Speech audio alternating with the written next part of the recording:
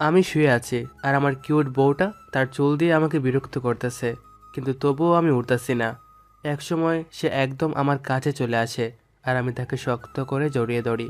সে তো ভয় পেয়ে যায়, তারপর বলে, তার মানে তুমি এতক্ষণ জেগেছিলে? আমি বললাম হ্যাঁ।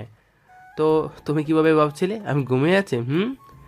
এরপর যেই না আমার বউয়ের মুখ আমার মুখের কাছে নিয়ে এসেছি, অমনি মনে হচ্ছে কেউ একজন আমার কম্বল ধরে টানতেছে। তাই তাড়াতাড়ি উঠে পড়ি আর দেখি আমার মা আমার কম্বল ধরে টানতেছে। আপনারাই বলেন তো কেমন লাগে? আমার এমন সুন্দর স্বপ্নটা ভেঙে দিল। আমি এমনিতেই সিঙ্গেল, কত কষ্ট করে একটা স্বপ্ন দেখছিলাম, সেটাও আমার নিজের মা ভেঙে দিল। মনটা চায় কচু গাছের ডালের লগে ঝুলতে, কিন্তু ঝুলুম না যদি ডালটা ভেঙে যায়। এবার আসুন, তাই মায়ের উপর রাগ দেখিয়ে বললাম, এই তুমি কি আমার নিজের মা? এই সকালবেলা নিজের ছেলের কম্বল নিয়ে টানাটানি করতেছো? ওই ফাজিল, ঘড়ির দিকে তাকিয়ে দেখ তো কয়টা বাজে। আর তুই সকাল বলতেছিস? হুম। মা রেগে বলল কথাটা। তারপর ঘড়ির দিকে তাকিয়ে দেখি 9:30 বাজে। আমি বললাম, দূর মা, আর একটু আগে ডেকে দিবা না? কলেজের জন্য কত দেরি হয়ে গেল। আর তোর কলেজে যাইতে হবে না? কেন? ঋতু আসতেছে, ওকে নিতে বাস স্ট্যান্ডে যা। ও কেন আসতেছে? আর কয়দিনের জন্য? কয়েকদিনের জন্য না, ও এখন থেকে এখানেই থাকবে। আর তোর কলেজে ভর্তি হয়েছে। এখন যা, ফ্রেশ হয়ে নে। আর আমি নিচে যাচ্ছি নাস্তা তৈরি করতে। নাস্তা করে ওকে নিতে যাবি। ওকে। তারপর আর কি, এক দূরে চলে গেলাম ওয়াশরুমে। আসুন ফ্রেশ হতে হতে পরিচয় দেই, না হলে আবার আমাকে পাগল ভাবতে পারেন যে পরিচয় ছাড়াই বক বক করতেছি। তাই পাগল আপনারই হন। আমি পরিচয় দেই, আমি মোহাম্মদ আরাফাত রহমান, বাবা মার দুই মাত্র সন্তান। মানে আমার একটা বোনও আছে। আর আমার বাবা ব্যবসা করে, মা গৃহিণী। আমি অনার্স প্রথম বর্ষে পড়ি। আর যাকে আনতে যাব সে হলো আমার ফুফাতো বোন ঋতু, অনার্স দ্বিতীয় বর্ষ। এতটুকুই জানেন, বাকিটা গল্প পরে জানতে পারবেন। এরই মধ্যে আমার ফ্রেশ হওয়া শেষ। তারপর নিচে গেলাম, কিছু নাস্তা করলাম আর বেরিয়ে পড়লাম বাস স্ট্যান্ডে। এরই মধ্যে মাহির ফোন। আপনাদের বলে রাখি, আমার দুইটা ফ্রেন্ড আছে, জিগারের দোস্ত, একটা আবিদ আর একটা মাহি। হ্যালো। বল। কে রে, কলেজ আসবি না? দোস্ত, আজকে না আমার শরীরটা খারাপ লাগতেছে, তাই যেতে পারবো না। মিথ্যা বললাম, সত্যিটা বললে জ্বালাতে জ্বালাতে শেষ করে দিত যে আমি একটা মেয়েকে আনতে যাচ্ছি। কেন রে, খুব খারাপ লাগছে নাকি? আমরা আসবো? আরে না, সেরকম না, এমনি রেস্ট নিলেই ঠিক হয়ে যাবে। ওকে, তাহলে সাবধানে থাকিস। বাই। আর কোনো দরকার হলে ফোন দিস। Okay, by. মায়ের সাথে কথা বলতে বলতে চলে আসলাম বাস স্ট্যান্ডে। এসে দেখি কোনো বাস আসেনি, আর আমি জানিও না কোন বাসে আসতেছে। তাই আমি বসার জায়গায় বসে আছি। একটু পর দুইটা বাস আসলো। একটু পর হঠাৎ কেউ একজন আমার চোখ ধরে ফেললো, আর আমি ভয়ে হুট করে তাকে জড়িয়ে ধরলাম। তারপর সে আমার চোখ ছেড়ে দিল, আর আমি তার দিকে ঘুরি অবাক। মনে হচ্ছে আমার সামনে কোনো এক পরী দাঁড়িয়ে আছে। ওকে সেই ছোটোবেলায় দেখেছি, আমার তো ওর দিক থেকে চোখই ফিরছে না। এর মধ্যে ও বলে উঠল, এই, কি দেখছিস এমন করে? পরী দেখি। কি? এখানে পড়ে আসলো কোথা থেকে? এই তো আমার সামনে দাঁড়িয়ে আছে। দেখলাম ঋতু বেশ লজ্জা পেয়েছে, যা দেখেই বোঝা যাচ্ছে।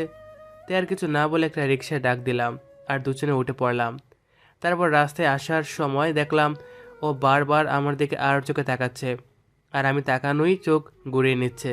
তারপর হঠাৎ সে বলে উঠল, তোকে তো জিজ্ঞেস করে হলো না কেমন আছিস। কেমন আছিস? ভালো, আপনি? হুম, আমিও ভালো। তারপর আর আমাদের কোনো কথা হয়নি, সোজা বাসায় চলে আসলাম। এসে কলিং বেল দিতে আম্মু এসে দরজা খুলে দিল। মনে হয় দরজার পাশে দাঁড়িয়েছিল আমাদের আসার অপেক্ষায়। তারপর ঋতু সোজা আম্মুকে জড়িয়ে ধরলো আর বলল, কেমন আছো মামি? ভালো মা, তুই কেমন আছিস? হুম, ভালো। মামা কোথায়? অফিসে গেছে রে মা একটু। আমি আসছি তাও। মন খারাপ আর কান্না কান্না ভাবে বলল, মন খারাপ করিস না মা, এখনই চলে আসবে। কি একটা দরকারি কাজ আছে তাই গেছে। হুম। তারপর মা বলল, আরাফাত, যা তো ঋতুকে ওর ঘরটা দেখিয়ে দে। হুম। ঋতু আপু আসেন। আমি আপু বলাতে সে রেগে বোম হয়ে গেল। মা সামনে আছে তাই আর কিছু বলতে পারলো না। তারপর আমি ওনাকে ওনার গড় দেখিয়ে দিয়ে নিজের গড়ে চলে এলাম, গোসল করে নিলাম। একটু পর মা এসে দুপুরের খাবারের জন্য ডেকে গেল। আমি আপুর রুমে গেলাম, দেখে সাজতেছে। তাই আমি বললাম, খাবেন না? সে বলল, চল। তারপর আমরা নিচে গেলাম, দেখি আব্বু আর আম্মু বসে আছে আমাদের জন্য। ঋতু গিয়ে তো আব্বুকে জড়িয়ে ধরলো। তারপর সবাই মিলে খাওয়া দাওয়া শেষ করে যার যার ঘরে গেলাম আর আমি ঘুমিয়ে পড়লাম। বিকালে হঠাৎ করে ঋতু এসে ডাকতে লাগলো আর বলল, ওই আরাফাত, ওঠ না, চল বাহির থেকে ঘুরে আসি। দূর, এই সময় আর ডাক দিয়ে না তো, যাবো না, ঘুমাতে দেন। দাঁড়া, তোর ঘুমানো বের করছি। তারপর সে আমার উপর থেকে আমাকে মারতে লাগলো। এই কি করছেন, ছাড়েন, আমি যাবো তো যাব। তারপর ঋতু ছেড়ে দিল আর বলল, যাবে না বলে। দেখলি তো আমি কি করলাম। দেখলাম তো, একদম শাকসুন্নি, মনে মনে বললাম, নইলে খবর করতো। তারপর ওকে নিয়ে ঘুরতে গেলাম। রাতে বাসে আসলাম, এসে খাওয়া দাওয়া করছিলাম। এমন সময় আম্মু বলল কালকে থেকে ওকে আমাদের কলেজে ভর্তি করিয়ে দিতে আর একসাথে যেতে। আমিও হ্যাঁ বলে চলে আসলাম। ঘরে এসে ঘুমিয়ে পড়লাম। সকালে হঠাৎ ঘুম থেকে উঠে আমি যা দেখলাম তা দেখার জন্য মোটেও তৈরি ছিলাম না। দেখলাম যে ঋতু আমাকে, সকালে হঠাৎ ঘুমটা ভেঙে গেল। আমার বুকের উপর বাড়ি কিছু অনুভব করতেছি। চোখ খুলে দেখি একটা মেয়ে আমার বুকের উপর মাথা দিয়ে শুয়ে আছে। আমি তো ভয়ে শেষ, এক লাফ দিয়ে উঠেছি। তারপর দেখি ঋতু আপু আমার উপর শুয়ে আছে। এর মধ্যে আমার এরকম করা দেখে সেও উঠে পড়েছে। তারপর আমি তাকে বললাম, এই আপনি আমার রুমে কেন আসছেন? আর আমার বুকের উপর মাথা দিয়ে কেন শুয়েছেন? জানেন মুই কত ভয় পাইছি? তাহলে বাচ্চা ছেলে ভয় পাইছে? কোথায় ভয় পাইছে দেখি তো। হুম এই আপনি আপনার এই শয়তানি হাসি বন্ধ করেন তো। কি জন্য আসছেন তাই বলেন। কেন বাবু, আমার হাসি দেখে তোমার কষ্ট হচ্ছে নাকি রাগ হচ্ছে? এবার কিন্তু বেশি বেশি হয়ে যাচ্ছে। ওকে, এই যে দেখ, চুপ করলাম, এবার খুশি? খুশি। এবার বলেন মোর গড়ে আপনি কি করেন? একা একা ভালো লাগছিল না বুঝি? ও হ্যালো, ভালো লাগবে না কেন? আমার মোটেও ইচ্ছা নাই তোর রুমে আসার। মামি বলল তোকে ডাক দিতে, তাই আসলাম। কলেজে ভর্তি হইতে যাব না, সেই জন্যই, নইলে জীবনও তোর রুমে আসতাম না, ডাকা তো দূরের কথা। আচ্ছা বুঝলাম। তো মোর বুকে মাথা দিয়ে কে ছিল? আমি ছিলাম। আসলে তোকে ডাকতে এসে দেখি তুই ঘুমিয়ে আছিস, আর আমি তোর পাশে বসেই ডাকতেছিলাম। কখন যে চোখ লেগে গিয়েছিল বুঝতেই পারিনি, আর ঘুমিয়ে পড়েছিলাম, বুঝলি? বুঝলাম। বুঝলেই ভালো। তো এখন কি শুয়ে থাকবি নাকি উঠবিও?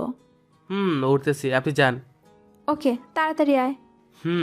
তারপর সে চলে যেতে লাগলো আর আমি তার যাওয়া দেখছিলাম। হঠাৎ ফোনটা বেজে উঠলো। তোর বালের ফোনটা দিল একটা রোমান্টিক মুহূর্ত নষ্ট করে, ভালো লাগে না। আর তাই রাগ নিয়ে ফোনটা ধরলাম। হ্যালো। হ্যালো, কিরে, কি খবর তোর? মাহি বলল তোর নাকি শরীর খারাপ, তো এখন কেমন আছিস? সেরকম কিছু না, এমনি এখন ভালো আছি। ও ভালো, তো আজকে কি কলেজে আসবি? যাবো। ওকে আয়, দেখা হবে কলেজে, বাই। Okay bye. তারপর ফোনটা কেটে দিলাম আর ওয়াশরুমে চলে গেলাম। ফ্রেশ হয়ে এসে রেডি হয়ে নিলাম। তারপর সিঁড়ি দিয়ে নিচে নামতেই মা বলল ঋতুকে ডেকে নিয়ে আসতে। তাই চলে গেলাম ঋতুর রুমে। হঠাৎ করে তার রুমে যাওয়াতে যা দেখলাম তা দেখার জন্য মোটেও তৈরি ছিলাম না। দেখলাম ঋতু শুধু ব্লাউজ আর পেটিকুট পরে দাঁড়িয়ে আছে। আমি তো দেখি হা হয়ে গেছি। ঋতু আপুর ফর্সা পেট দেখা যাচ্ছে আর তার সাথে ওর সুন্দর নাভি। আমাকে দেখে সে শাড়িটা নিজের শরীরের উপর দিল আর আমি খেতে আসেন বলেই দৌড়ে চলে আসলাম। এসে সোজা খাওয়ার টেবিলে বসলাম। আমাকে দেখে মা বলল, কে রে ঋতু, কই? আমি বললাম আসতেছে। আর ঋতু আসলো, এসে আমার সোজা বসলো। একটু পর আব্বু আসলো। তারপর আমরা সবাই খাওয়া শুরু করলাম। এর মধ্যে আব্বু বলল, আরাফাত, আব্বু বলো। ঋতু কলেজে তো আজকে ভর্তি করে দিবি, তোদের প্রিন্সিপালের সাথে কথা বলে রাখছি, আর ওকে প্রতিদিন তোর সাথে নিয়ে যাবি আর নিয়ে আসবি, বুঝলি? তারপর আমার খাওয়া শেষ হলো। আমি বাইরে চলে আসলাম। এসে ঋতু আপুর জন্য অপেক্ষা করতে লাগলাম। একটু পর সে আসলো আর আমি খাওয়ার সময় খেয়াল করিনি, শরম পাইছিলাম তো। এখন দেখলাম আপু নীল শাড়ি পরেছে। আপুকে একদম পরের মতো লাগতেছে। আমি তো তার দিক থেকে চোখই ফেরাতে পারছি না। হঠাৎ সে বলে উঠল, কি রে, এমন হা করে কি দেখছিস? আর এভাবেই কি সারাক্ষণ থাকতে হবে নাকি? তার কথায় আমার হুঁশ এলো আর আমি তার দিক থেকে চোখ নামিয়ে নিলাম। তারপর মনে মনে বললাম, একটু আগে যা দেখালেন আর কি দেখুন। তারপর সে আবারও বলে উঠল, ওই কি ভাবতেছিস? কিছু না। তো রিক্সা ডাক দে। তারপর আমি রিক্সায় ডাক দিলাম। সে উঠে পড়লো আর সাথে আমিও। একটু পর সে বলে উঠল। আমাকে কেমন লাগতেছে বললি না তো? আমি তাকে রাগানোর জন্য বললাম, একটুও ভালো লাগছে না, খুবই মজা সুন্দরী লাগতেছে আপু। একে তো খারাপ বলেছি, তারপর আপু যা শুনলে বোম হয়ে যায়। এবার আপনারে বলেন কি হতে পারে। এটা শুনে মাত্রই তার চোখগুলো লাল হয়ে গেল আর আমার দিকে তাকালো। আমি তো দেখি বইয়ের শেষ। তারপর সে আমাকে বলল, আমাকে আপু বলছিস তাই না? দাঁড়া, তোর মজা দেখাচ্ছি। তার উপর আবার কি বলেছিস? হ্যাঁ, মনে পড়েছে, আমি ময়দা সুন্দরী তাই না? বলেই সে আমার চুলগুলো টানতে লাগলো। আর আমি বললাম, আমার ভুল হয়েছে, আমি মুখ ফসকে বলে ফেলেছি আপু। আর হ্যাঁ, আপনাকে খুব সুন্দর লাগতেছে। আমি একটু রাগানোর জন্য এমনটা বলেছি, কিন্তু কে শুনে কার কথা। একসময় আর না পেরে তার চুল ধরে তার মুখটা আমার মুখের সামনে আনলাম, তারপর চাটুট এক করে দিলাম। এমনটা হওয়ায় সে পাথরের মতো হয়ে গেল। টানা 5 মিনিট পর তাকে ছেড়ে দিলাম। তারপর কেউ আর কারোর দিকে তাকাচ্ছে না, আর কথাও হয়নি। এভাবে কলেজে চলে আসলাম। এসে চলে গেলাম প্রিন্সিপালের রুমে, কারণ ঋতুকে তো ভর্তি করাতে হবে। স্যারের রুমের সামনে এসে, স্যার আসতে পারি? আরে আরাফাত যে, আসো আসো ভিতরে আসো, বসো। ধন্যবাদ স্যার। স্যার ঋতুকে দেখিয়ে বলল, তুমি কি ঋতু? জি স্যার, আমি ঋতু। তোমার মামার সাথে একটু আগেই কথা হয়েছে। ও তো মামা কি বললেন? বললেন ভর্তি করে নিতে। তো তুমি কি তোমার সব কাগজ নিয়ে আসছো? স্যার, এই নিন। তারপর স্যার সব কাগজ দেখলো আর বলল রেজাল্ট তো ভালোই। তারপর তাকে ভর্তি করে নিল আর আমাকে বলল ক্লাসটা দেখিয়ে দিতে। জি স্যার, এখন তাহলে আসি? আসো। আর হ্যাঁ, দুজনকেই বলছি মন দিয়ে পড়াশোনা করো, okay? Okay sir. Okay sir. Good, এখন আসতে পারো। তারপর আমরা ওখান থেকে চলে আসলাম আর ঋতুকে ওর ক্লাসে দিয়ে আসলাম। আর আমি আমাদের পছন্দের জায়গায় গাছতলায় চলে আসলাম। এসে দেখি মাহি আর আবিদ বসে আড্ডা দিচ্ছে। আমি গেলাম আর বললাম, কেমন আছিস রে তোরা? আমরা আর কেমন থাকবো, যেমন ছিলাম তেমনই। কিন্তু তুই তো মনে হয় ভাবিকে নিয়ে খুব ভালো আছিস, তাই না? মানে তোর কথা ঠিক বুঝলাম না। না বোঝার তো কিছু নেই। তুই যে একটা মেয়ের সাথে এক রিক্সায় কলেজে আসলি, মেয়েটা কে? আরে ওটা তো আমার। কি বল বল, কে? জিএফ পায়া আমাদের ভুলে গেলি? তারপর তাদের আচ্ছা মতো পিটালাম আর বললাম, ওটা আমার ফুফাতো বোন, আমাদের কলেজে চান্স পাইছে তাই এখানেই ভর্তি হয়েছে আর পড়বে, বুঝলি? বুঝলাম। গুড। এর মধ্যে হঠাৎ ক্লাসের ঘন্টা পড়লো আর আমি বললাম, চল ঘন্টা পড়েছে, ক্লাসে যাই। চল। তারপর সবাই মিলে ক্লাসে চলে গেলাম, ক্লাস করলাম। আমরা আবার ভালো ছেলে, 2টার বেশি ক্লাস করি না, তাই 2টা ক্লাস করে আবারও গাছতলায় চলে আসলাম। একটু পর দিকে আপুও আসলো, সাথে কয়েকটা মেয়ে হয়তো নতুন বন্ধু বানাইছে। তারপর আমাদের কাছে এসে বলল, কি রে, ক্লাস বাদ দিয়ে এখানে কি? তারপর আমরা পিছনে তাকালাম আর আবিদ বলল, এটাই ভাবি না? তাই তো মনে হচ্ছে। চুপ শালা, মুখ বন্ধ করে রাখতে পারিস না? তারপর ওরা চুপ হয়ে গেল আর আমি আপুকে বললাম, এমনি ভালো লাগছে না, তাই আর ক্লাস করে নি। ও, তো আপনি এখানে? আমারও, চল বাসায় যাই। তখন আমি আবিদ আর মাহির দিকে তাকালাম। ওরা বলল, তাকাতে হবে না, যা যা। আমি আর কিছু না বলে চলে আসলাম। আসার সময় শুনতে পেলাম, মানে ওরা বলল, খাওয়াতে কিন্তু একদিন হবেই তোর, মনে রাখিস আরাফাত। তারপর আমরা বাসায় চলে আসলাম। এসে দরজায় কলিং বেল দিতেই আম্মু এসে দরজা খুলে দিল। আর ঋতু যা করলো আর বলল আম্মুকে, আমি তো হতবাক হয়ে গেলাম। আমি কলিং বেল দিলাম আর আম্মু এসে দরজা খুলে দিল। তখন ঋতু বলে উঠল, মামি, জানো তোমার ছেলে না খুব খারাপ। কেন রে মা, কি করেছে ওই বান্দরটা? জানো মামি, আমরা যখন আসছিলাম বাড়িতে হঠাৎ তোমার ছেলে বলল, তুই দাঁড়া আমি আসতেছি বলি একটা দোকানে গেল আর 1 প্যাকেট সিগারেট নিয়ে আসলো, সাথে একটা খেতে খেতে। আমি কত বারণ করলাম কিন্তু শুনলই না। তারপর আমি তার থেকে সিগারেটটা ফেলে দিছি, সে রাগ দেখিয়ে আমাকে থাপ্পড়ও দিছে। আমি তো এটা শুনে মনে হয় আকাশ থেকে পড়লাম। তারপর আমি ঋতুর দিকে তাকালাম, দেখছি হাসছে। আমার তো সেই রাগ উঠলো, ইচ্ছা করছে মেরে একেবারে শেষ করে দে। কত বড় মিথ্যা কথা বললো আম্মুর সামনে। তারপর আম্মুর দিকে তাকালাম আর সাথে সাথে ঠাস ঠাস করে 2টা পড়লো আমার গালে। আর আম্মু তো রেগে আগুন। আম্মু তখন আমাকে বলল, এই শিক্ষা দিছি যে রাস্তাঘাটে সিগারেট খাবি? পুরো রেগে মেগে কথাটা বললো আম্মু। আমি তখন ভালো ছেলের মতো কান্না কান্না ভাবে বললাম, বিশ্বাস করো আম্মু, আমি সিগারেট খাইনি, ঋতু মিথ্যা বলছে, আমাকে ভাসানোর জন্য এসব বানিয়ে বানিয়ে বলতেছে। তখন আম্মু বলল, ওই আমার মেয়ে মিথ্যে বলবে কেন? ও তোর কোন জন্মের শত্রু যে মিথ্যে বলবে? এর মধ্যে ঋতু বলে উঠল। থাক মামি, ছেড়ে দাও, আর কিছু বলো না, আমিও অনেক বকেছি। তখন আম্মু বলল, আমার মেয়ে বলল বলে তোকে ছেড়ে দিলাম, নয়তো। হায় রে দুনিয়া, নিজের মা দিকে আজকাল নিজের কথা বিশ্বাস করে না। কোথাকার বালের মেয়ে তার কথা বিশ্বাস করে, যে কিনা মিথ্যা বলতে উস্তাদ। এর মধ্যে আম্মু আবার বলে উঠল। আর যেন কোনোদিন না শুনি এসব খাওয়ার কথা। আমি শুধু মাথা নেড়ে চলে আসলাম ঘরে। ঘরে এসে আমার তো খুব রাগ হচ্ছিল। ঋতুর বাচ্চা কেমনে এটা করতে পারলো আমার সাথে? কেন আম্মুকে এসব বললো? কথাই বলবো না ওর সাথে। তারপর ওয়াশরুমে চলে গেলাম। একটু পর বাইরে আসলাম, এসে থেকে আবিদ ফোন দিছে। আমি ফোনটা ধরলাম। হ্যালো। হ্যালো, কি খবর, বাসায় পৌঁছেছিস? বাসায় তো পৌঁছেছি, কিন্তু খবর ভালো না। কেন, কি হয়েছে? শুন তাহলে। তারপর সব খুলে বললাম। তারপর বললাম, খুব রাগ হয়েছে রে ভাই, ঋতুর বাচ্চাকে একটা শাস্তি দিতেই হবে। তখন আবিদ বলল, শুন, এখন সব ঠিক করে নে, ঝামেলা করিস না, আমরা তো আছি নাকি? ঠিক একটা শাস্তি দিয়ে দেব, ভরসা রাখ আমাদের উপর। ওকে, কিন্তু তোরা আমার সাথে থাকবি তো? মানে শাস্তি দিবি তো? অবশ্যই, তোর সাথে এমনটা করেছে, শাস্তি না দিলে হয়? ওকে, তাহলে এখন রাখি, বাই। ওকে বাই মামা। তারপর ফোন কেটে দিলাম। একটু পর দেখি ঋতু আসলো আমার ঘরে। আমি দেখি মুখ ঘুরিয়ে নিলাম। তখন ঋতু আমার কাছে আসলো আর বলল, রেগে আছিস আমার উপর? না, তা মুখ ঘুরিয়ে আছিস কেন? এমনি। সরি, প্লিজ আমাকে মাফ করে দাও। আমি তোমাকে ওভাবে মামির কাছে মার খাওয়াতে চাইনি। কে মেয়ে দেখছেন, মার খাওয়াই এখন বলতেছে চাইনি? তারপর ঋতু আবারও বলল, প্লিজ আমাকে তুমি মাফ করে দাও, প্লিজ। আসলে সকালে তুমি আমাকে আপু বলেছিলে, আর আমাকে ভালো লাগছে না বলেছিলে, তাই রাগে এমনটা করেছি, প্লিজ সরি। তখন আমি মনে মনে ভাবলাম আর বললাম, এত করে যখন বলছে তখন মাফ করে দেই। আর আমাদের তো প্ল্যান আছেই, তোমাকে শাস্তি দিব। হঠাৎ সে আবারও বলে উঠলো, বুঝেছি মাফ করনি, তাকাও আমার দিকে। আমি তাকালাম আর সাদাতে সে আমার চুল শক্ত করে ধরে আমার মুখ তার মুখের সামনে নিয়ে গেল আর চার টুট এক করে দিল। আমি তো মূর্তির মতো হয়ে গেছি, ভাবতেও পারিনি ঋতু এমনটা করবে। এভাবে 5 মিনিট দেখার পর ঋতু আমাকে ছেড়ে দিল আর বলল, মামি খেতে ডাকতেছে, নিচে আসো। বলেই চলে গেল। আমি তখন ভাবতে লাগলাম, একটু আগে কি হলো? আর হঠাৎ মনে হলো ঋতু তো আমাকে তুমি করে বলল, তার মানে কি ওকে আমাকে ভালোবাসে নাকি? তো আমি ওসব কি ভাবতেছি, ও কেন আমাকে ভালোবাসবে? তারপর আর কিছু না ভেবে নিচে চলে গেলাম খেতে। তারপর খেয়ে দিয়ে রুমে চলে আসলাম, এসে ঘুমিয়ে গেলাম।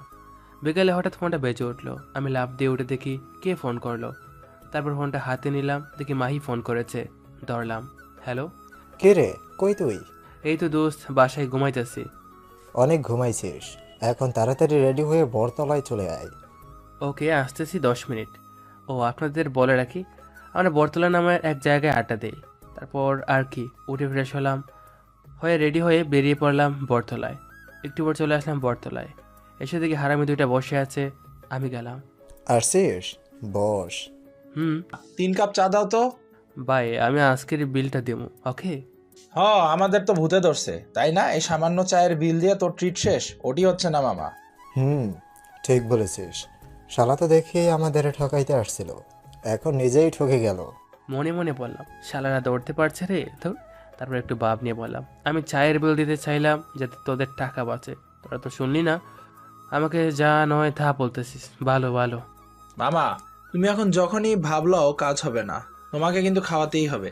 ঠিক আছে ঠিক আছে, খাওয়াবো। তার আগে আমাকে যেটা ফোনে বলেছিলি তার একটা ব্যবস্থা করে দে। তারপর আরে মামা, ওই জন্যই তো তোমাকে ডেকেছি, আমার কাছে একটা দারুণ প্ল্যান আছে। তো বল ভাই, কি প্ল্যান? আরে দাঁড়াও, বলতেছি। তার আগে বল, ঋতু আপু কি তোকে পছন্দ করে, মানে কেয়ার করে? শুনো তাহলে, আমরা 3 জন তো শুধু জানি মাহিরের জিএফ আছে, আর তো কেউ জানে না, তাই না? ও, আপনাদের তো বলা হয়নি, তাই না? মাহির জিএব আছে, তার জন্য সরি। হ্যাঁ, মাহির একটা জিএব আছে, এটা শুধু আমরা 3 জন জানি। এখন আপনারা জানলেন, কাউকে আবার বললেন না, তাহলে কিন্তু মাহি আমারে মারবো। আবিদের এই কথা শুনে মাহি কাঁচতে লাগলো। আরে ওরে কেউ পানি দে। তারপর আমি বললাম, আছে তো। তো ওর জিএফ কে কিছুদিন তোর নিজের জিএফ বানিয়ে ঋতুর সামনে অভিনয় করবি, তাহলেই দেখবি সে জ্বলতেছে, আর এভাবেই তাকে শাস্তি দিতে পারবি। কেমন লাগলো বল আইডিয়াটা? আমি বললাম, ঠিকই বলেছিস। তখন বালের ঠিক বলছিস, আর বালের আইডিয়া। আমি আমার জিএফ তোরে দেব না। দে না প্লিজ দোস্ত, আমি তো আর একেবারের জন্য নিচ্ছি না, কয়েকদিনের জন্য, আর শুধু তো অভিনয় করবে। আরাফাত তো ঠিকই বলেছে। তুই আর একটা কথাও বলবি না, শালা তোর জন্য এসব হলো। তারপর অনেক বুঝিয়ে মাহিকে রাজি করালাম এবং বলে আসলাম কালকে ওর জিএফকে নিয়ে আসতে কলেজে। তারপর বাসায় চলে আসলাম। এসে খেয়ে দিয়ে ঘুমিয়ে পড়লাম। আপুর সাথে একটা কথাও বলিনি, শুধু মনে মনে বলতেছি কালকে থেকে তোমার হবে সকালে ঘুম থেকে উঠে। তারপর কলেজে গেলাম, কারণ মাহির জিএফকে সব বুঝিয়ে দিতে হবে। তারপর কলেজে গেলাম, দেখলাম ওরাও চলে আসছে। তারপর মাহির জিএফের সাথেই কথা বলে সব বুঝিয়ে দিলাম। আর হ্যাঁ, মাহির সব বলে রাখছে, তাই বেশি কিছু করতে হয়নি। একটু পর আমরা গাছ তলায় বসে আছি, মাহির জিএফ আমার পাশে। তখন দেখলাম আপু আসতেছে। আবিদ আর মাহি চলে গেল। আমি আর মাহির জিএফ হাতে হাত ধরে বসে রইলাম। আমাদের এরকম অবস্থায় আপু দেখে আমাদের কাছে আসলো, আর যা করলো আমি তো ভাবতেও পারিনি যে আপু। তারপর আমরা গাছতলায় গিয়ে বসে আড্ডা দিচ্ছিলাম, আর একটু পর আপু আসতেছিল, যা থেকে মাহি আর আবিদ উঠে চলে গেল। তারপর আমি আর মাহির জিএফ হাত ধরে বসেছিলাম। আপু আমাদের দেখতে পাইছে, আর এটা দেখা মাত্রই তার সেই রাগ উঠে গেল, আর আর চোখ দিয়ে মনে হয় আগুন বের হবে এমন অবস্থা। তারপর আপু আমাদের কাছে আসলো, আর এসেই আপু টাস টাস করে, আপনারা কি ভাবছেন আমাকে দিছে? আরে না রে ভাই, মাহির জিএফকে দিছে। আমি ভালো ছেলে বুঝলেন, সেটা আপু জানে, তাই মুইকে দেয়নি এমন একটা ভিটামিন। তারপর আপু বলতে লাগলো, আই মেয়ে, কলেজে কি এসব করতে আসো? হ্যাঁ, পড়াশোনা বাদ দিয়ে একটা ছেলের সাথে গাছতলায় বসে প্রেম করতেছে? হ্যাঁ, সরি আপু। আর কিছু বলতে পারলো না, তার আগে ঠাস করে আরেকটা দিছে আপু। আরে বেচারি নাটক করতে এসে ভিটামিন খাচ্ছে। আর তাকে থামিয়ে দিয়ে আবারও আপু বলল, কোনো সরি না, আর যেন কখনো এসব না দেখি, বোঝা গেছে? মাহির জিএফ শুধু মাথা নেড়ে হ্যাঁ বলে চলে গেল, আর আমি এতক্ষণ নির্বাকের মতো দেখছিলাম এসব। এরপর মাহির জিএফ চলে যাওয়ার পর আপু আমার দিকে তাকালো। আমি একবার তাকিয়ে বুঝতে পারছি আমার কপালে দুঃখ আছে, কারণ তার চোখ দেখে মনে হচ্ছে এখনই আগুন বের হবে।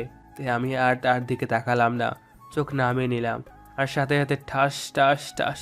ও মা, এবার দেখি তাপ্পরটা আপা আমাকে দিছে।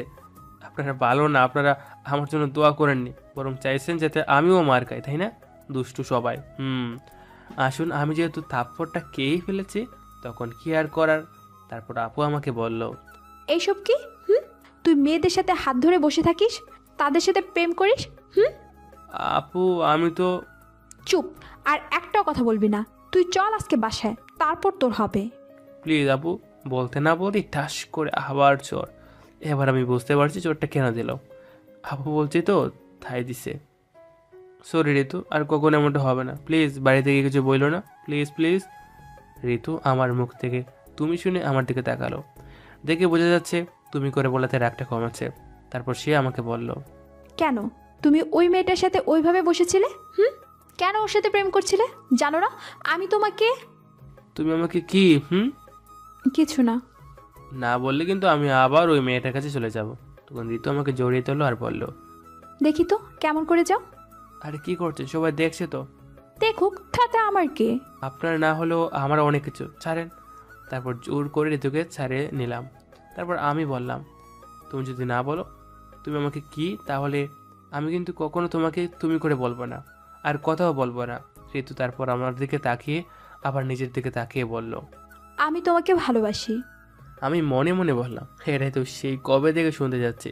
তারপরে একটু না জানার ভান করে বললাম, কি এসব কি বলতেছেন, মাথা ঠিক আছে? তারপর ঋতু বলল, আমার মাথা ঠিক আছে, প্লিজ আমাকে ফিরিয়ে দিও না। বলে জড়িয়ে ধরলো। আরে পাগলি, সে ছোটবেলা থেকে তোমাকে ভালোবাসি আমি, আর তোমাকে পেয়েও ফিরিয়ে দিব। আমার কথা শুনে ঋতু আমার দিকে তাকালো আর বলল, তাহলে এতদিন বলনি কেন? আর ওই মেয়ের সাথে ওসব তাহলে কি ছিল? তারপর পিছন থেকে হাত তালির শব্দ এলো। আমরা একে অপরকে ছেড়ে দিলাম। তখন মাহি আর হাবিদ এসে বলল, তাহলে ভাবি শেষমেশ হলেই গেল। ওই কিসের ভাবি? থাক, আর ঢং করতে হবে না, আমরা সবই শুনেছি। আর হ্যাঁ আপু, উফ সরি ভাবি, ওই মেয়েটা হলো আবার জিএফ। আপনাকে কালকের জন্য একটু শিক্ষা দেওয়ার জন্য আরাফাত এই নাটকটা সাজিয়েছে। মাহির কথা শুনে আপু আমার দিকে রাগে চোখে তাকালো। আমি বললাম, ভালো, সবই যখন বলে দিলি তাহলে এটাও বল বুদ্ধিটা কার ছিল। বাস্তব দিলি, তাহলে তোরা কেন বাকি থাকবি? আমার কথা শুনে ঋতু হয়তো কিছু বুঝতে পারছে, তাই সে বলল, মাহি, সত্যি করে বলো তো আসল ঘটনা কি? ভাবি আমি বলতেছি, আসলে আরাফাত কালকে আমাকে আপনি কি কি করছেন এসবই বলছে। তারপর আমি বুদ্ধি করে ওকে এসবে কথা বলি যাতে আপনাদের ভালোবাসা প্রকাশ পায় আর কোনো সমস্যাও না হয়। আপুর হাত থেকে বাঁচার জন্য এসব বলল। তারপর আপু কি জন্য ভাবলো আর বলল, ঠিকই করেছো, থ্যাঙ্কস। আর আমার কানে কানে বলল। তুমি খালি বাসায় চলো আজকে।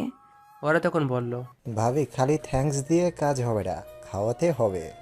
তখন বললাম, ওই কিসের কাওয়ারে পেটুক। ওরা তখন বলল। দেখছেন ভাবি, আমরা উপকার করলাম তার জন্য একটু খাওয়ার কথা বললাম আর ও আমাদের পেটুক বলতেছে। ডং করে বলল। তখন আপু বলে উঠল। আচ্ছা ঠিক আছে, খাওয়াবো। তার আগে তোমাদের বন্ধু তো আমাকে প্রপোজই করলো না, তাহলে ভাবি আর হইলাম কেমনে বলো? ঠিকই তো, ওই হারামি ভাবিরে প্রপোজ কর যা। তখন ভাব নিয়ে বললাম, পারবো না। ওরা তখন বলল। কেন পারবি না? তখন বললাম, তোরা শালা সবাই বেঈমান, নিজেরা বাঁচার জন্য আমাকে ফাঁসায় দেস, আর নিজেদের ভালোর জন্য অনেক ক্ষতি হলেও কিছু ভাবিস না। তখন ওরা বলল। দূর, বাদ বাদ দে তো এসব, আর প্রপোজ কর। বললাম তো পারবো না। তখন ওরা কিছু বলার আগে আপু বলে উঠল। কি বললি তুই? আর একবার বলতো। আরে আমি তো বললাম প্রপোজ করবো ভাবতেছি। তখন ওরা হাসতে লাগলো। আমি তখন রাগ দেখিয়ে বললাম, চুপ শালারা। তখন আপু বলল। তাড়াতাড়ি প্রপোজ কর, বেশি সময় নেই। আজকে না করলে হয় না? না, হয় না, তাই আজকে করবি, আর এক্ষুনি। আচ্ছা ঠিক আছে, করতেছি। এত রাগের কি আছে? বেশি না বকে প্রপোজ কর। তারপর প্রপোজ করতে শুরু করলাম। প্রপোজের কথা। তুমি আমার কাছে ম্যাগ, আমার কাছে পরি, দিব তোমাকে সময় আমার হাজার ব্যস্ততার ছাড়ি। সকালের সূর্য তুমি, রাতের ওই চাঁদ, ভালোবাসায় জড়িয়ে রাখবো তোমার সারা দিন রাত। হবে কি তুমি আমার পথ চলার সাথী? হবে কি আমার শেষ ভরসা? গোলাপের প্রথমে কলি আসে, পরে আসে ফুল। আমি তোমায় ভালোবাসি ঋতু, আই লাভ ইউ। তারপর ঋতু আমাকে শক্ত করে জড়িয়ে ধরলো আর বলল। হ্যাঁ, আমি তোমার সব হব। এরই মধ্যে ওরা দুজন বলে উঠল। অনেক হয়েছে প্রেম প্রীতি, এখন চলেন, আমাদের ট্রিট দিবেন। যাবো তো। তার আগে মাহি, তোমার জিএফকে, তাকে ডাক দাও। তারপর মাহি তার জিএফকে ডাক দেয়, সে আসে। তারপর ঋতু তাকে সরি বলে মাফ চায়, সেও মাফ করে দেয়। তারপর তারা সবাই মিলে একটা হোটেলে যায় এবং দুপুরের খাবার খেয়ে নেয় এবং বাড়ি চলে যায়। এভাবেই তাদের ভালোবাসার মধ্যে দিয়ে দিন চলতে থাকে। এভাবে কিছু দিন যায়। কয়েকদিন পর সকালে নাস্তার টেবিলে বসে বসে সবাই নাস্তা করছিলাম। হঠাৎ ঋতু বাবাকে যা বললো তা শুনে মনে হয় আমি আকাশ থেকে পড়লাম। কয়েকদিন পর সকালে নাস্তার টেবিলে সবাই মিলে নাস্তা করছিলাম। তখন হঠাৎ ঋতু আব্বুকে বলল। মামা, আমি তোমাদের কাছে বোঝা হয়ে আছি, তাই না? একটু ডং আর কান্না স্টাইলে। আব্বু তখন খাওয়া বাদ দিয়ে ঋতুর দিকে তাকালো আর বলল। এই সময় কি কথা মামনি? আমরা কখন তোকে এসব বলেছি? যে এসব বলতেছিস? মামা, তোমরা তো কিচ্ছু বলনি, বলেছো তো তোমাদের আদরের সন্তান আরাফাত। আমি তো ঋতুর কথায় আকাশ থেকে পড়লাম। আরে আমি এসব কখন বললাম? আব্বু তখন বলল। দেখছো আরাফাতের মা, তোমার ছেলে কতটা কুলাঙ্গার হয়ে গেছে। আমাদের মেয়েকে কি সব বলেছে। ওকে তো আমি বলেই লাফ দিয়ে উঠলো চেয়ার থেকে। তখনই আম্মু আব্বুকে আটকালো আর বলল। দেখো, এখন খাওয়ার টেবিলে কিছু করো না। ও না বুঝে করেছে, এবারের মতো ছেড়ে দাও। তখন ঋতু বলে উঠল।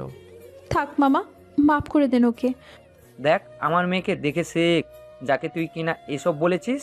আর হ্যাঁ, ওর জন্য আর তোর মার জন্য তুই আজকে বেঁচে গেলি। আর যেন জীবনেও এসব কথা না শুনি।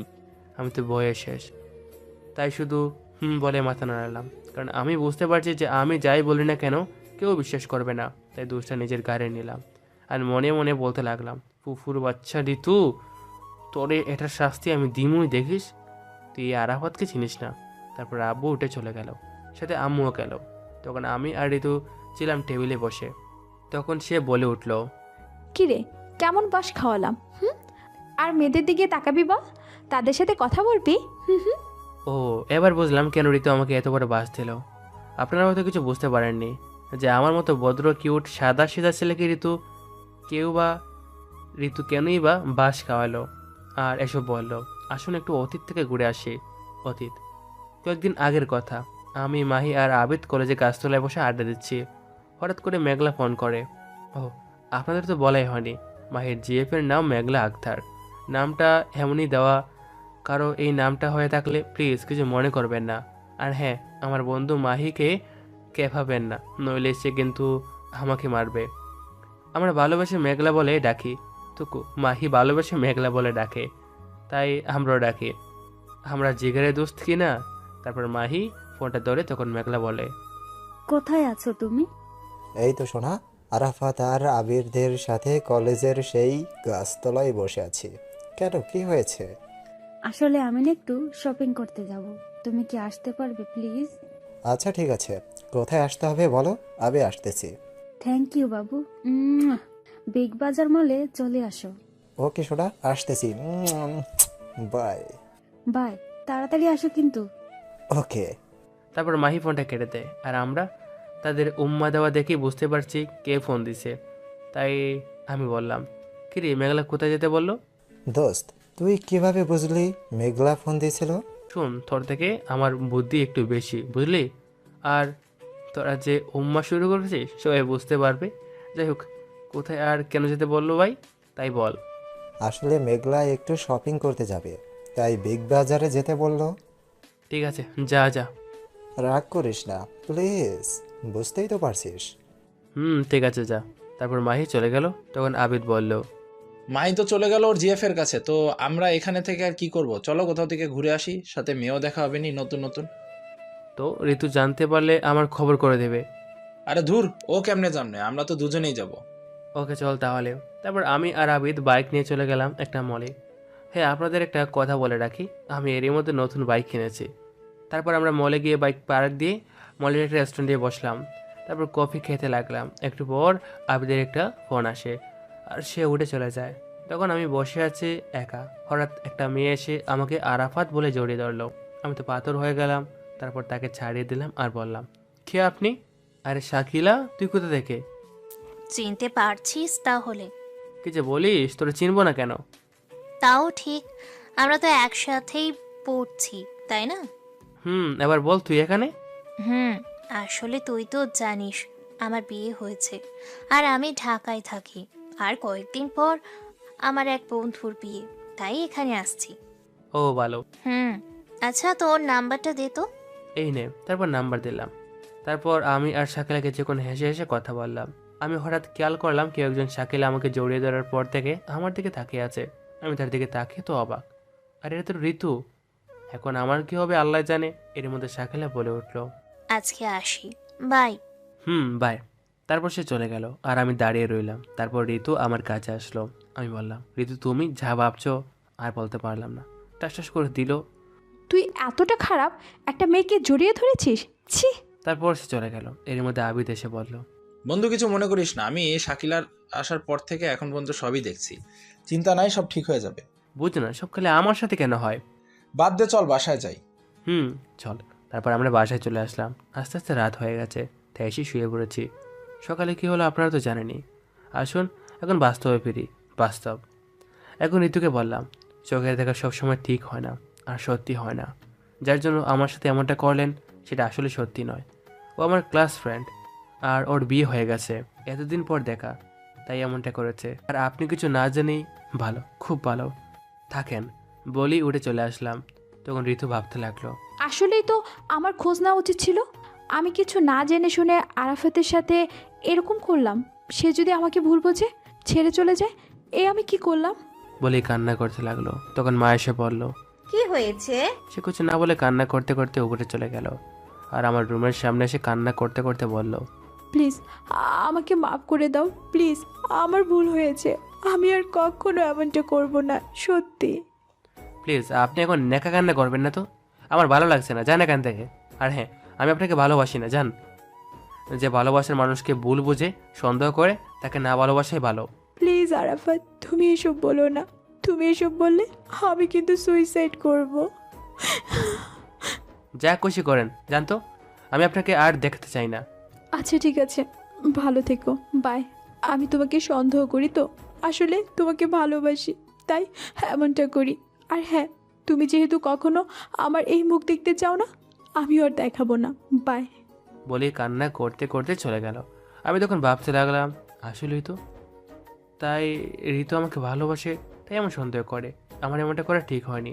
তারপর হঠাৎ নিচ থেকে মায়ের চিৎকার শুনতে পেলাম। দৌড়ে গিয়ে যা দেখলাম, তা দেখে আমার পায়ের নিচ থেকে মাটি সরে গেল। দেখলাম যে ঋতু। তারপর ঋতু দৌড়ে নিচে চলে গেল আর টেবিলের উপর থেকে ফল কাটার ছুরি দিয়ে নিজের হাত কেটে ফেললো। তখন মা এসে দেখে দৌড়ে রান্নাঘর থেকে ঋতুর কাছে আসলো, এসে চিৎকার দিয়ে উঠলো আর বলল, কি হয়েছে, কেন সে এমনটা করলো? ঋতু কিছু না বলে মায়ের কোলে জ্ঞান হারিয়ে ফেললো। এর মধ্যে আমি মায়ের চিৎকার শুনে দৌড়ে নিচে চলে আসি। এসে দেখি ঋতুর হাত থেকে রক্ত পড়তেছে, যা থেকে আমার পায়ের নিচ থেকে মাটি সরে গেল।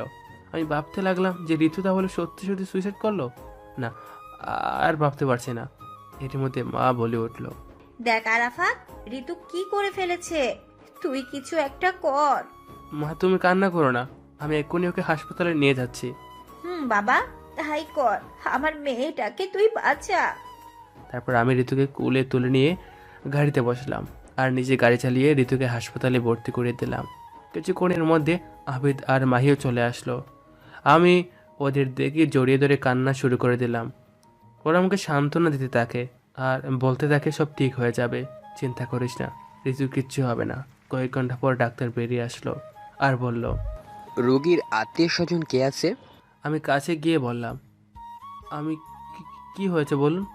দেখুন, রোগীর অনেক রক্ত বের হয়ে গেছে, তাই এক্ষুনি বি পজিটিভ রক্ত লাগবে। তখন আবিদ বলে উঠল, স্যার আমার রক্ত বি পজিটিভ, আমি রক্ত দিব। ওকে, তাহলে আসেন আমার সাথে। চলেন। তারপর আবিদ আমাকে বলল, এই আমি রক্ত দিতে যাচ্ছি, দেখবি ভাবি একদম ঠিক হয়ে যাবে। আর তুই কিন্তু একদম আর কান্নাকাটি করবি না, বলে দিলাম। তারপর আমি আবিদকে জড়িয়ে ধরে কান্না করতে লাগলাম। তখন আবিদ বলে উঠল, কান্না করতে মানা করলাম না তোকে? সরি, আর কান্না করব না। এই তো গুড বয়। মাহি, আরাফাতকে দেখে রাখিস, আর কান্না করলে শুধু আমাকে বলবি, তারপর দেখবি আমি এসে কি করি। ঠিক আছে। আসলে সত্যিকারের বন্ধুরা এমনই হয়, বন্ধুর জন্য জীবন দিতেও দ্বিধা করবে না। তারপর আবিদ চলে গেল। কয়েক ঘন্টা পর ডাক্তার বেরিয়ে এলো, সাথে আবিদও এলো। এসে আবিদ বলল, বলছিলাম না ভাবির কিছু হবে না। আমি গিয়ে আবিদকে জড়িয়ে ধরলাম আর বললাম, সত্যি আজকে তুই না থাকলে কি যে হতো। থ্যাঙ্কস রে দোস্ত। আবিদ আমাকে ধাক্কা দিয়ে সরিয়ে দিল। আমি তো অবাক।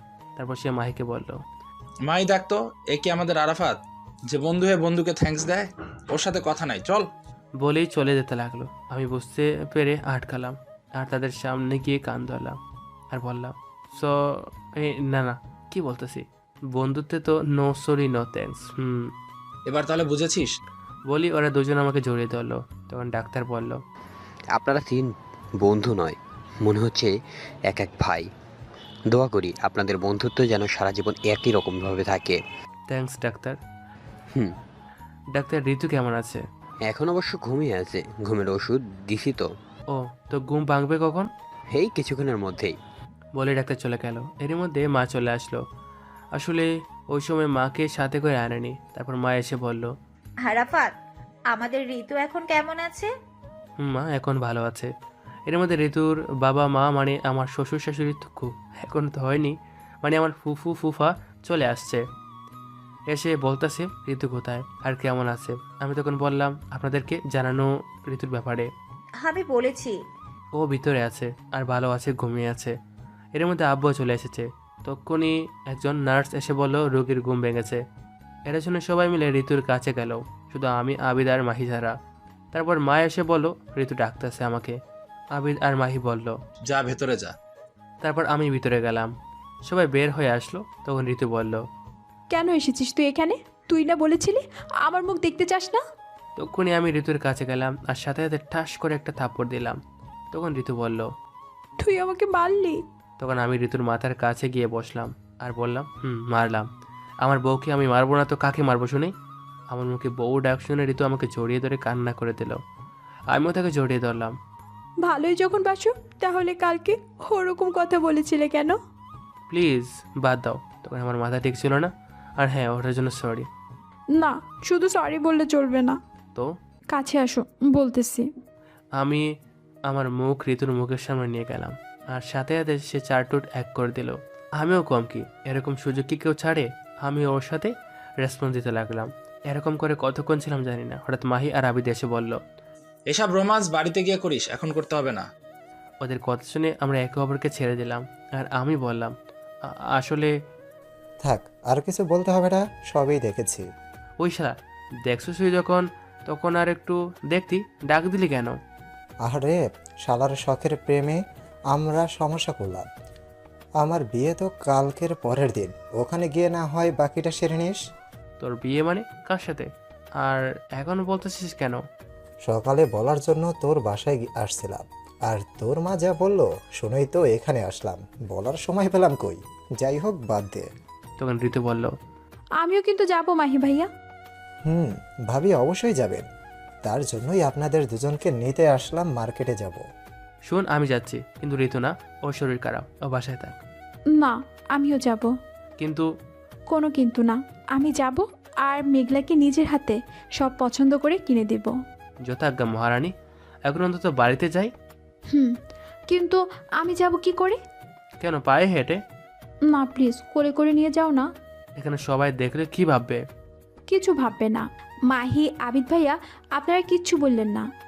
ঠিক ঠিক, ভাবি অসুস্থ, নে কোলে নে। তোদের আর